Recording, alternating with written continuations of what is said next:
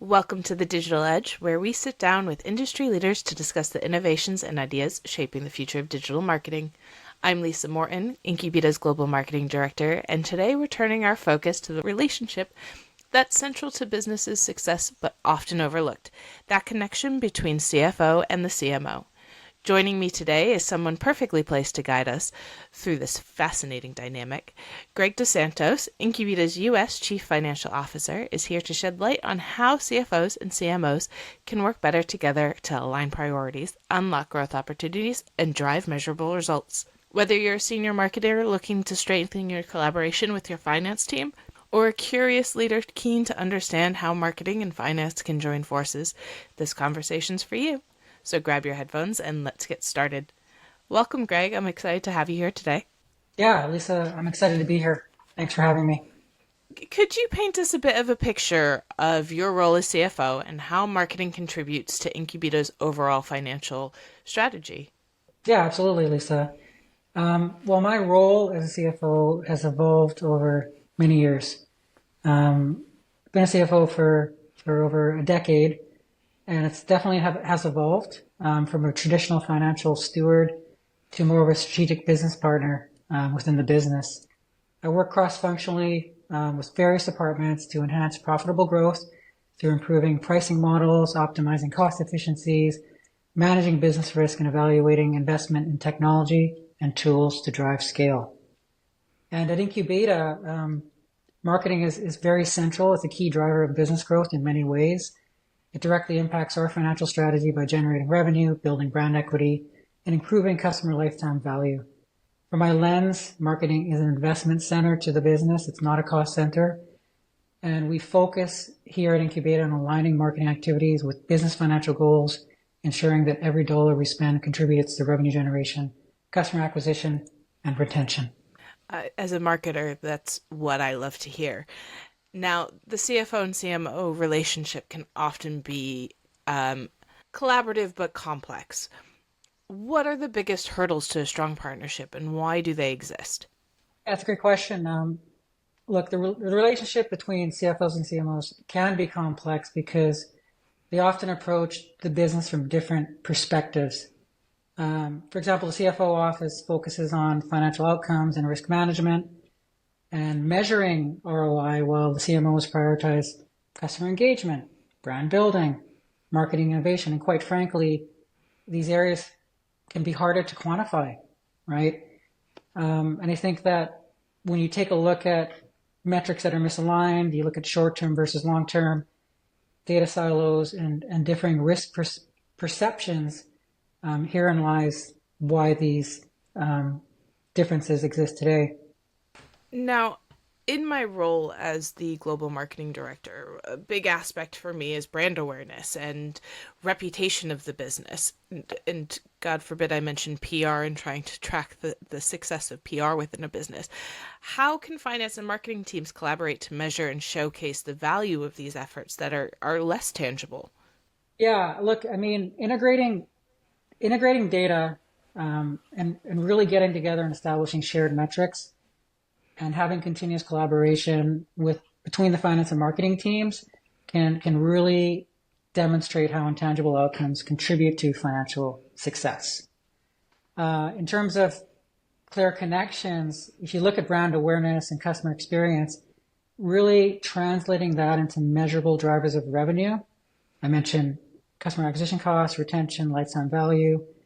So those are some of the ways. And as I alluded to earlier, investing in data analytics, really joining that customer journey to show that end-to-end impact because it will flow downstream into the financial numbers. I don't think I could have said it better myself, Greg. We are having this discussion at a time when most marketers are right in the middle of their budgeting, and budget conversations can often be tricky.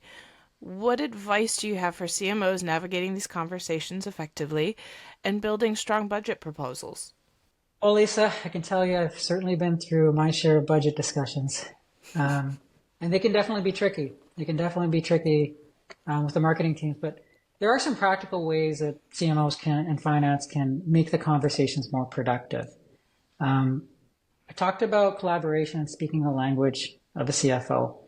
Uh, Focusing on the metrics that matter, such as ROI and acquisition costs, numbers that tie marketing spend directly to financial outcomes. If you can actually demonstrate how your campaigns are impacting revenue and profitability, you're speaking in terms of what the CFO really cares about.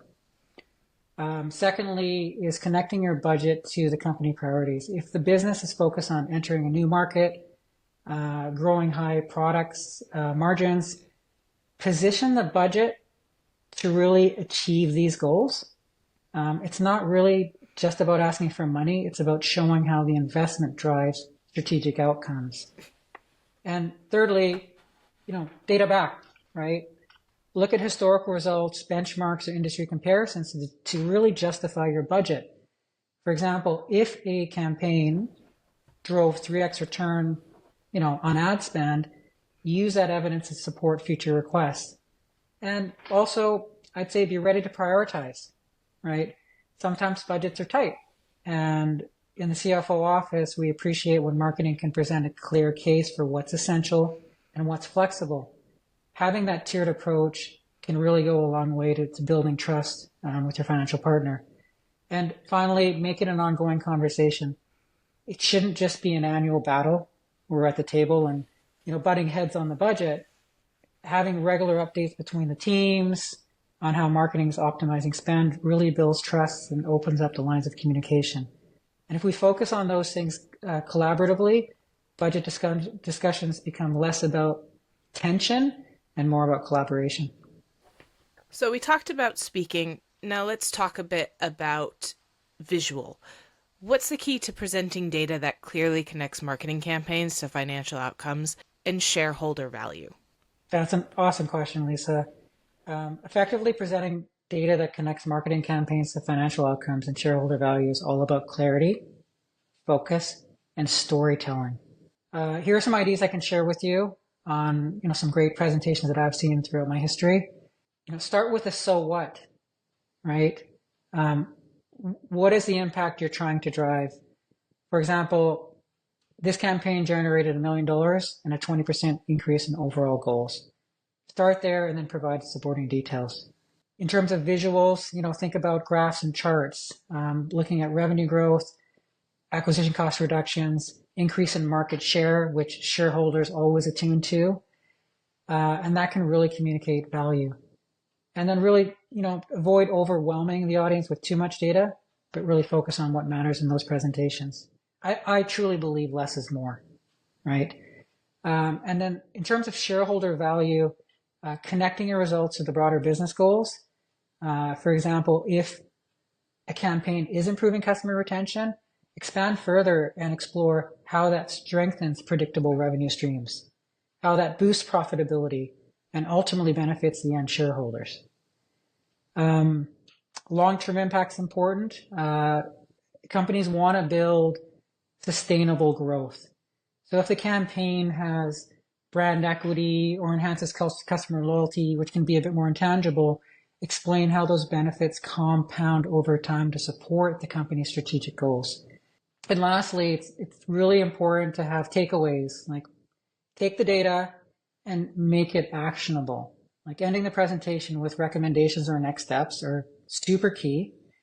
For example, if there's a channel that's really working effectively, you could say, this channel could drive an additional 25% in the next quarter, so let's double down on that channel in Q2. So when marketers use all this data together, they really can tell a compelling story. They can tie it back to financial outcomes and truly bridge the gap between creative efforts and shareholder value, making their impact clear and truly undeniable. So what I'm hearing is make sure you have a great data partner and your data's all in order. Yeah, something like that. When we come back to stuff like the cost of things and proving the value and what it's going to drive, we talk about, oh, this will add to X percent to our ROI. How can marketers and tech teams have those conversations and build compelling cases for things like new marketing technologies, which you might not necessarily be able to report back on? Yeah, look, I mean, technology is advancing at such a fast clip. If you look at technology, I don't know, 15 years ago and where it's come today, it's moving at lightning speed, and it's going to continue to do so in the future. I think this is such an important topic. Um, it's a powerful enabler of marketing and finance, and collaboration again with tech teams can really strengthen the case for new solution. I think for starters, when you're working with a tech team, really align on the problem you're trying to solve for, right? If you're very clear in defining the business challenge, the new technology will address, then tying those things together to your marketing metrics can really help finance support the business case for deploying that new technology. Not getting ahead of yourselves too far. If you're exploring a certain technology tool, really get that tech team involved early so they're not surprised later on that you're looking into this tool, because inevitably technology is crossing the entire ecosystem, and the tech team really needs to understand how that integrates seamlessly with existing systems. This can really make or break the success of any technology implementation. Quantifying the value is also very important. If the technology improves lead tracking, it improves conversion rates and revenues, these numbers form that business case rapidly for finance to get behind that and support it. And collaborating on these areas in terms of report automation and speed of decision making really pull things together on a united front. So those are just some of the ways that all functions, the tech teams, the marketing teams, and the finance teams can really unite and present a compelling business case to the organization. So, how is it that CFOs and CMOs can partner to pilot new technologies and validate their ROI? Yeah, look, when I think about investments in tech, I think doing proof of concepts is important, right? Because you don't want to get too far ahead before you start committing to a larger investment. As I said earlier, tech is changing quite quickly, and when you put a seven-figure investment around something, you want to make sure that's going to hold true for a number of years. I talked about really having the CFO and CMO get together and be clear on goals and be concise, right? Whether you're using technology, supporting customer data platform, success could be measured by improvements in campaign personalization, increased conversion rates, or reduced acquisition costs. And setting these benchmarks ensure everyone is aligned from the beginning in a pilot. Keep your scope manageable. Don't, stray off to many different areas. You don't need to have an org-wide test. You can just really narrow those tests down and be focused, right? And along that journey, Lisa, look at the results early, see what's tracking, see what's trending, and that way you're able to go back to the business and clearly communicate what these pilots are doing. Now, we're going into a new year. It is the time when everybody's talking about predictions and what's exciting and what to look at. So, from your perspective, what trends and technologies will shape the marketing finance relationship in the coming years? Well, Lisa, do you have a couple hours to talk about that? Because that is definitely a broad question. There is a lot of emerging technologies that have the potential to reshape the relationship between marketing and finance and making it more integrated from a data perspective. Some of the things that stand out from my lens is AI and machine learning. It's been around for a while, but I truly believe it's going to enhance personalization. It'll help predict consumer behavior and optimize campaigns in real time. Tools that a number of people are using, ChatGPT, generative AI, can create hyper-targeted content that resonates with specific audiences. And if you think about AI-powered predictive analytics, this will allow finance teams to project ROI or campaign before they even launch. I mean, that's crazy. And in that way, you'll be able to allocate resources more effectively, and marketing can really demonstrate future revenue potential with data-driven confidence. Another area that's emerging is the blockchain. Blockchain can ensure transparency in digital advertising by combating issues like ad fraud and ensuring ad spend reaches the intended audiences. That will in turn give finance more confidence in marketing spend efficiency, knowing that budgets are being used effectively without waste. There's evolution in augmented reality, virtual reality. These buzzwords have been thrown around, but you're seeing it. AR and VR will, in my mind, revolutionize customer engagement, offering immersive experiences that will enhance product storytelling and brand interactions. Sustainable tech is another area as brands focus more on sustainability. Marketing will use technology to highlight eco-friendly practices and appeal to conscious consumers. And in turn, CFOs will increasingly measure the financial impact of sustainability, driving campaigns and including their influence on brand value and customer loyalty. So I'm excited to see what the future holds. I think the common themes will be integration. These technologies will ultimately help finance and marketing come closer together and then use shared data to make faster and better decisions with more tangible value to create investments. AI has been huge for me. I know it's been around for years, and it's been something that's been kind of running in the background. But for me, when ChatGPT launched earlier this year, it really made it accessible to everyone. And I've really enjoyed playing with it. And now I've been starting to work with Gemini, Google's platform, which is in all of their Google Workspace, which has been so helpful. But how will the advancements in AI and data analytics specifically enhance collaboration between these two functions? Yeah, that's an interesting question. I think we hear the AI everywhere nowadays. And it is definitely moving at lightning speed. I think that AI and data analytics is transforming how marketing and finance collaborate by providing a shared language and more actionable insights. For starters, AI-powered tools give both teams access to real-time data, so marketing can adjust campaigns on the fly and finance can immediately see the financial impact. Predictive analytics is another game changer. This is helping both sides forecast outcomes with greater accuracy. For example, like how a campaign might drive revenue growth. AI also simplifies a lot of complex tasks, and we know that, like attribution modeling, and showing exactly what channels contribute mostly to sales. This makes it easier for finance to trust the numbers and for marketing to justify their budgets. Tools like automated dashboards, streamlined reporting, saving time and making data accessible in one place. And I think what's really exciting is how AI is bridging the gap between creative and financial metrics. That's another area that's evolving so rapidly. It can translate marketing outcomes like brand awareness into expected revenue, so both teams are aligned on the value being delivered. I mean, AI, in short, just doesn't enhance collaboration. It makes it smarter, faster, and more data-driven. I couldn't agree more.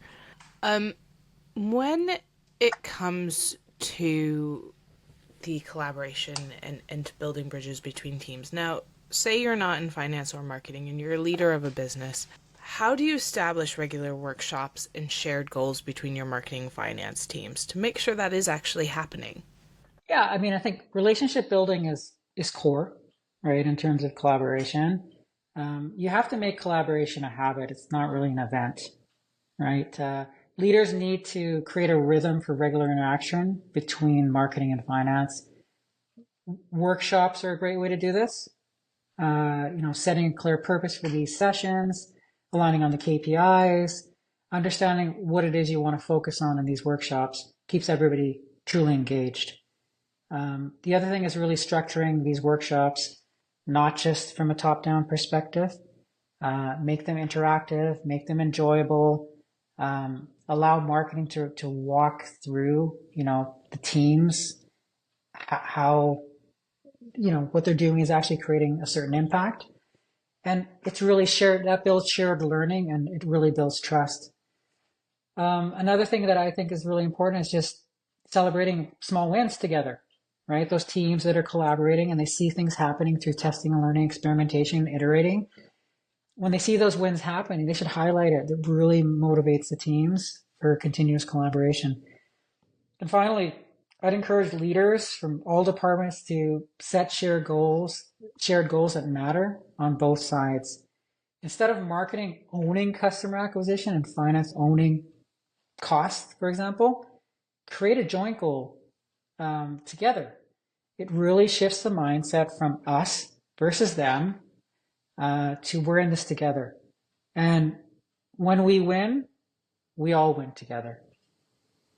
Having worked in this industry for years, I mean, both of us have, we know, and you've said it, relationships are so important. You can't do your job unless you build those relationships within the team, earn your trust, make sure you're working cohesively together. How can both teams get to a point where they're moving beyond those quarterly meetings to encourage ongoing, meaningful dialogue and sharing knowledge? Yeah, look at really this building relationships and collaborating need to become part of the culture or the DNA of the organization. Some approaches I've seen work well in the past is, setting up monthly check-ins or cross-functional huddles, right? You can really make those fun and interesting. They don't have to be formal, just short, focus on conversations where marketing shares updates, right? Upcoming initiatives. Think of it as a quick touch point to stay aligned. Another idea is embedding collaboration into day-to-day operations. For example, if marketing team is launching a new campaign, involve finance in the early planning phase. It helps the teams get together to really brainstorm and feel, again, they're in this together because they can loop back on how things are tracking. Marketing could also host lunch and learns, sessions where they get other departments involved. It's really demonstrating and highlighting how things are progressing and what you guys are working on. And I could say that across departments, across the board. I really think, Lisa, the bottom line is just really moving beyond the mindset of schedule meetings and focusing on building a culture of regular interaction and mutual respect. That's when real collaboration happens. I'm telling you now, if we held lunch and learns regularly with the finance team, marketing would be there in a heartbeat. Marketing's fueled on lunches. Finance probably and the lunch is free. Yeah, and the lunch is free. Lunch is free. Of course you'd show up. Who wants to work from home when you can get free lunch? Absolutely. Now, let's pretend for a sec I'm coming to you about my KPIs and benchmarks for the year. What are the ones that you found particularly effective in showcasing marketing's value? Well, there are a few that I've found particularly impactful. I think the holy grail to most CFOs here is, marketing attributed revenue. It's really hard to measure, but it quantifies how much revenue can be directly tied to marketing efforts, whether through specific campaigns, lead generation, or digital channels. Return on investment, looking at individual campaigns or overall marketing spend, highlights how effectively resources are being utilized. The other metric, I talked earlier about customer lifetime value and customer acquisition cost. The relationship between customer lifetime value and the ratio to customer acquisition cost actually demonstrates that the customer acquisition strategies are being effective or not being effective. So those two metrics and ratio, I think, are super valuable in terms of presentation. Pipeline contribution, when you think about, businesses with sales teams, showcasing the percentage of sales pipeline driven by marketing activities like inbound leads or account-based marketing is a great way to quantify marketing's influence on revenue. And I also called out earlier retention and churn metrics, loyalty programs, re-engagement, brand advocacy, etc. Really showcasing how those efforts reduce churn is a powerful value statement coming from the marketing office. I will make sure to keep all of those in mind. You've committed those to memory. Yes, I was listening very intently. Now, my next question, and this scenario might feel a bit foreign because you and I have such an incredible relationship.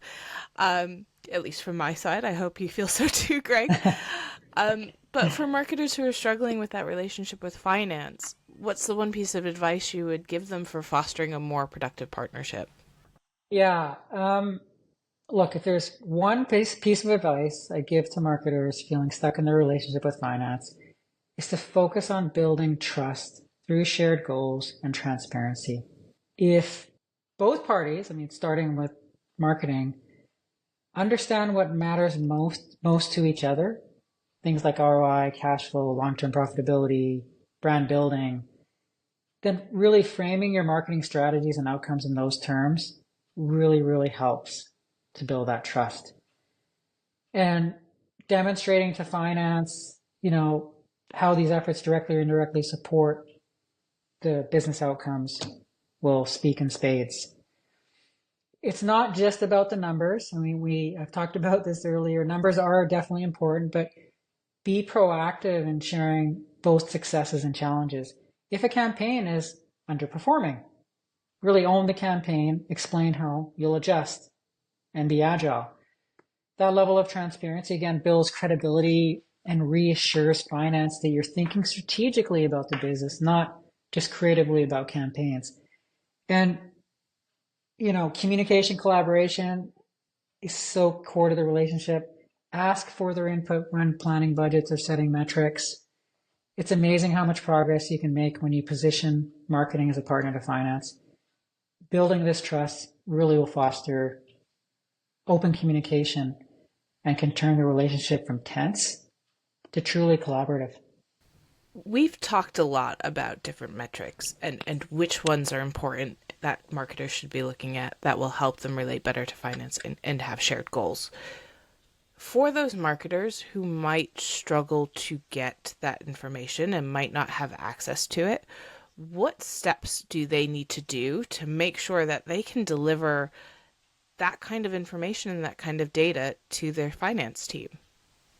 Yeah, look, I mean, look at this is threaded in a lot of the earlier parts of the conversation, right? I mean, you have to have, I mean, you got to be starting with aligned goals, right? And aligned KPIs and really coming to the table and agree upon what that is. I think the second part of that is, can we capture the information and can we capture the data accurately? Whether that's through finance or whether that's through marketing. And once you have that information, you start to build a framework of what you need and what you need to invest in and how to connect all those data points across the customer journey. Because if you don't have that technology to connect all the dots, then it's garbage in, garbage out. You're not be able to measure it accurately. So I think those are the components, to address the KPIs that you really want to track. So we are coming to the end of our interview, but I have two questions that I ask all my guests. Firstly, what is your favorite ad campaign of all time? Well, I think I'm probably going to be dating myself, but I think this ad campaign stands the test of time. One of the favorite ones that I have, I played a lot of sports when I was younger. The one is Nike's Just Do It campaign. That was launched in the 80s. It's one of the most enduring and impactful campaigns in advertising history. Um, what I love about the campaign, it really transcends products and taps into human ambition, right? So it really drives you. It's not about selling shoes or apparel. It's about motivating people to push their limits. And, whether you're a lead athlete or whether you're working for a company or you're just trying to do a half marathon, it just drives your thinking. And I think the simplicity of that tagline, I think it's genius. I think it's direct. I think it touches consumer emotion, and it's universal and timeless. There are just some companies who do it right, and that, I agree, is one of those ones that doesn't matter who you are, you've heard just do it. Yeah. Okay, so my last question for today's interview is what's your favorite piece of tech? Now, this doesn't have to be marketing related, it could be anything. Yeah, I mean, there's a lot of gadgets out there. Robotics is come very far. AI is continuing to advance. Um, I think that AI powered analytics platforms is an area that's really evolving. I think they're game changers when it comes to bridging silos between various departments. Um, and it just speeds up information. And what I love about these AI powered analytics tools, it really helps democratize data, and it turns metrics that we might see as complicated and complex to analyze. It produces a dashboard that all leaders can really understand. So it's that technology that really fosters collaboration. That's something that every business needs. If I had to pick something specific, I would say that Google Looker Studio is one that's continued to advance, and there's in HubSpot, it's got an AI powered CRM that's really evolving, and these platforms are integrating predictive analytics and real time insights, which ultimately just make the business smarter and they can make faster decisions. And have been making my life so much easier. That's awesome to hear. Well, Greg, thank you so much. And I must admit, I've been taking notes the entire time we've been talking. So I really appreciate your time and coming to speak with me today. Yeah, Lisa, really a pleasure to speak with you, and thanks for having me. And I really enjoyed contributing to this segment. Amazing. Well, for those of you who want to dive deeper into this topic, Greg has written an incredible article titled How CMOs Can Win the Affection of the CFO, where he explores these ideas further and offers actionable advice on collaboration, communication, and technology adoption. Be sure to give it a read. And as always, don't forget to follow us on social or visit our website, Incubeta.com, for more updates and insights. Until next time, I'm Lisa Morton, and this has been The Digital Edge. Thank you for listening, and we'll see you in the next episode.